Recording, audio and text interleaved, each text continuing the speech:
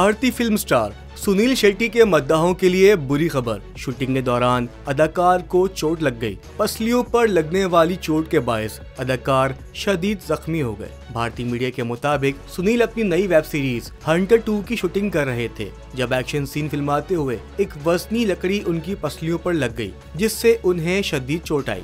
डॉक्टरों को फौरन सेट पर बुला लिया गया ताकि उनका मुआयना किया जा सके। अदाकार का एक्सरे भी किया गया है, जिससे मालूम हुआ है कि उनकी पसलियों पर गहरी चोट आई है। ताहम अदाकार ने अपनी इंस्टाग्राम स्टोरी पर मद्दाहों को अपनी सेहत से मुतालिक आगाह करते हुए ये इत्तला दी है कि वो मामूली जख्मी हुए हैं और जल्द शूटिंग पर वापस जाएंगे।